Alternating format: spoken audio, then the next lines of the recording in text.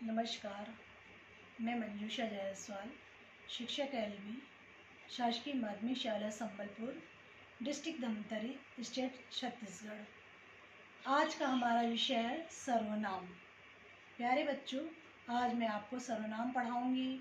सर्वनाम का अर्थ, परिभाषा, उसके भेद क्या हैं और वे एक दूसरे पे कैसे प्रयोग किए जाते हैं, वे एक दूसरे से कैसे भिन्न होते हैं। आइए, मैंने एक मॉडल बनाया है। मॉडल के माध्यम से आपको समझाने का प्रयास करती हूँ कि सर्वनाम क्या होता है। तो प्यारे बच्चों, ये दिया है सर्वनाम, जैसा कि दिखता है, लग रहा है सर्वनाम। सर्व का अर्थ होता है सभी, नाम का अर्थ होता है नाम वाले शब्द, और अंग्रेजी में इसको बच्चों प्रोनाउन कहते हैं। अब आइए इसकी परिभाषा पढ़ लेते हैं। ऐसे शब्द जो संज्ञा के स्थान पर प्रयोग किए जाते हैं उन्हें हम सर्वनाम कहते हैं। जैसे मैं, वह, हम, तुम, कौन, कहाँ, किधर, और, तू, खुद, अपने, आप इत्यादि। अब देखते हैं सर्वनाम में कितने भेद होते हैं या कितने प्रकार के सर्वनाम होते हैं। देखिए, पुरुषवाचक सर्वनाम, दूसरा होता है निश्चयवाचक सर्वनाम, तीसरा होता है अनिश्चयवाचक सर्वनाम, चौथा है संबंधवाचक सर्वनाम, पांचवा होता है प्रश्नवाचक सर्वनाम, छठवा होता है निजवाचक सर्वनाम। तो प्यारे बच्चों, मैं आपको एक एक करके क्रमशः आपको समझाऊंगी और आपको बहुत आसानी से समझ में आ जाएगा, सरल तरीके से पढ़ाऊंगी। तो चलिए शुरू करते हैं। हमारा पहला है पुरुषवाचक सर्वनाम। जिस सर्वनाम शब्दों का प्रयोग व्यक्तिवाचक संज्ञा के स्थान पर किया जाता है उन्हें हम पुरुषवाचक सर्वनाम कहते हैं। ये हुई परिभाषा। जैसे उदाहरण है, जैसे मैं, हम, आप, वे। अब ये देख लेते हैं पुरुषवाचक सर्वनाम के तीन भेद होते हैं। कौन कौन से तीन भेद होते हैं, ये कौन कौन से पुरुष होते हैं। पहला पुरुष होता है उत्तम पुरुष, दूसरा होता है मध्यम पुरुष, तीसरा होता है अन्य पुरुष। तो उत्तम पुरुष बच्चे जो होता है वह बोलने वाला वक्ता को, बोलने वाले वक्ता को उत्तम पुरुष कहते हैं। मैं, हम, मुझे, मेरा, ये उत्तम पुरुष कहलाता है। मध्यम पुरुष उसको कहते हैं सुनने वाला, श्रोता, उसको मध्यम पुरुष कहते हैं। अन्य पुरुष जिसके बारे में बात की जा रही है।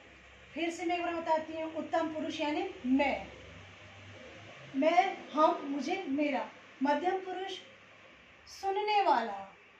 अन्य पुरुष जिसके बारे में बात की जा रही है। तो देखिए, उत्तम पुरुष के लिए मैं, हम, मुझे, मेरा उपयोग करते हैं। मध्यम पुरुष के लिए तू, तुम, आप। अन्य पुरुष के लिए वह, उसका, उसे, उसमें, उनके, वे। तो ये पुरुषवाचक सर्वनाम है।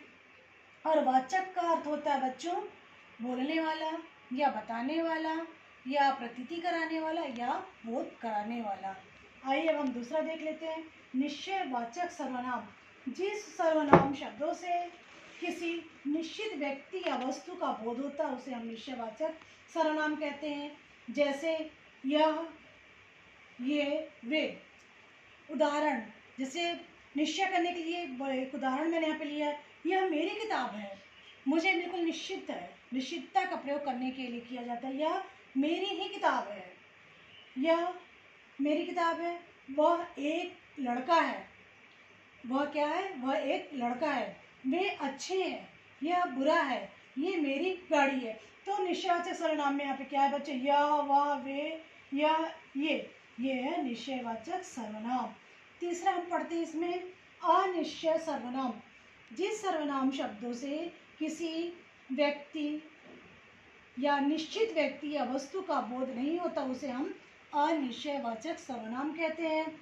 जैसे कुछ, किसने, किसी को।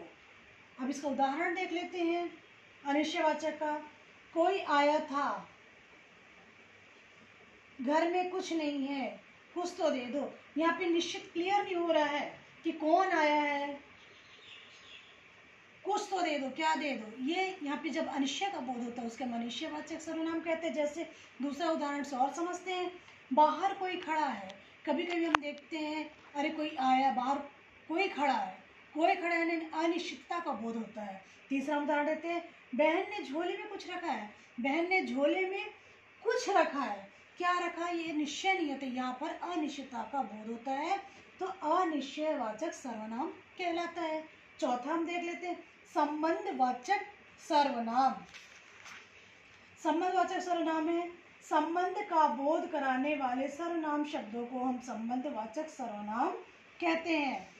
तो यहाँ पे दिया है संबंध, जैसे उदाहरण के माध्यम से हम देख लेते हैं। जैसे उदाहरण जब हम प्रयोग करते हैं, जो सो, और जहाँ कहाँ, जैसा वैसा, इसके इसका प्रयोग किया जाता है संबंध को बताने के लिए। उदाहरण या हम बोल सकते हैं दो अलग अलग वाक्यों के संबंध को दर्शाया जाता है, या बोल सकते हैं जो सो के संबंध को जोड़ने का कार्य संबंधवाचक सर्वनाम के द्वारा किया जाता है। उदाहरण देख लेते हैं, हमने लिखा है यहाँ पे, जिसकी लाठी उसकी भैंस। किसकी लाठी? मोहन की लाठी और मोहन की भैंस। यहाँ पे संबंध को दर्शाया जाता है, मोहन की लाठी और मोहन की भैंस को। दूसरा देख लेते हैं, जो सोएगा सो खोएगा। यहाँ पे जो और सो का संबंध दर्शाया गया है कि जो सोएगा वो खोएगा। तीसरा उदाहरण यहाँ पे लिया है, जो जागेगा सो पावेगा, मतलब जो जागेगा वही पावेगा। यहाँ पे जो और सो का संबंध को दर्शाया गया है। अगला यहाँ पर है, वह कौन है जो रो रहा है। यहाँ पर इस संबंध को दर्शाया गया कि वह कौन है जो रो रहा है। ऐसे बहुत सारे उदाहरण है बच्चों कि जैसा बोओगे वैसा काटोगे, जो सो गया वह खो गया।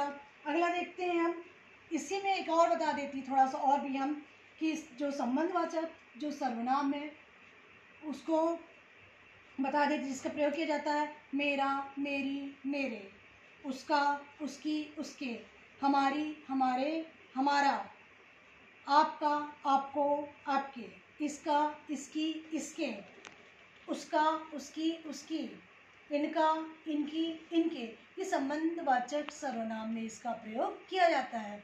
आइए मैं अगला बताती हूँ जो हमारा है प्रश्नवाचक सर्वनाम। प्रश्नवाचक सर्वनाम से ही बच्चों में समझ में आ जाता है कैसे इसका उपयोग करना होता है। क्या होता है देखिए, जिन सर्वनाम से वाक्य में प्रश्न का बोध होता है उसे प्रश्नवाचक सर्वनाम कहते हैं। प्रश्नवाचक, प्रश्न करना स्पष्ट यहाँ से प्रतीत होता है।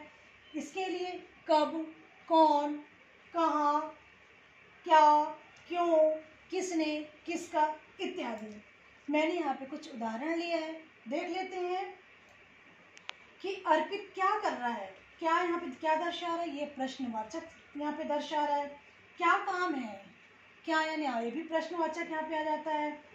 कहाँ से आया है, ये भी प्रश्नवाचक आ जाता है। तुम कहाँ रहते हो, ये भी प्रश्न है कि तुम कहाँ रहते हो। आप कैसे हो, ये कहाँ से आया है, वह क्या चाहता है। तो बच्चों ये सारी चीजें प्रश्नवाचक के उदाहरण हैं। अब अगला हमारा आता है निजवाचक सर्वनाम। तो बच्चों जो निजवाचक सर्वनाम रहता है बहुत इंपॉर्टेंट रहता है।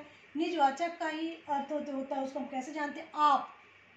किसी परिभाषा को हम देख लेते हैं, जो सर्वनाम शब्द कर्ता स्वयं के लिए प्रयुक्त होते हैं उसे निजवाचक सर्वनाम कहते हैं। निज यानी खुद के लिए प्रयुक्त होता है, जैसे स्वयं, आप ही, खुद, अपने आप।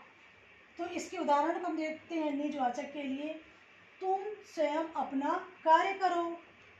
दूसरा, आप आजकल कहाँ रहती हैं, मैं यह काम अपने आप कर लूँगी। अपने आप पर अपने खुद निज के लिए अपने आप का प्रयोग किया जाता है। जैसे मैंने यहाँ पे उदाहरण दिया, अपने आप, स्वयं, हर्षित अपने आप ही चला जाएगा। आप यहाँ पे जो लिखा है निजवाचक है, निज यानी अपना, आप स्वयं का, हर्षित अपने आप ही चला जाएगा। तो इस प्रकार बच्चों मैं आप लोग को सर्वनाम सरल तरीके से पढ़ाने का प्रयास किया, जो निश्चित ही आपको समझ में आ जाएगा। कि एक बार और आपको रिपीट करा देती हूँ कि सर्वनाम को अंग्रेजी में प्रोनाउन कहते हैं, और सर्वनाम जो होते हैं 6 प्रकार के होते हैं। पहला होता है पुरुषवाचक सर्वनाम, जिसके 3 भेद होते हैं, उत्तम पुरुष, मध्यम पुरुष, अन्य पुरुष होते हैं। दूसरा होता है निजवाचक सर्वनाम, तीसरा होता अनिश्चय सर्वनाम, चौथा होता बच्चों संबंधवाचक सर्वनाम, पांचवा होता प्रश्नवाचक सर्वनाम, छठवा होता है निजवाचक सर्वनाम। इस तरह बच्चों मैंने पूरे 6 भेद आपको सरल तरीके से समझाने का प्रयास किया। इसी तरह मैंने सर्वनाम का एक पेड़ भी बनाया है, इसको भी सरल तरीके से समझाने का प्रयास किया। इसमें एक मैंने पेड़ बनाया है सर्वनाम का, और सर्वनाम के 6 भेद इसको उदाहरण के द्वारा दर्शाया गया है। इसे भी देखकर आप सरल तरीके से समझ जाएंगे।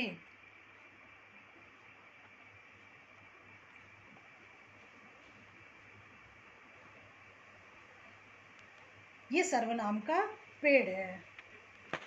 एक मॉडल के द्वारा, एक चित्र के द्वारा मैंने आपको समझाने का प्रयास किया। मुझे उम्मीद है बच्चों कि आप सीख जाएंगे। Thank you.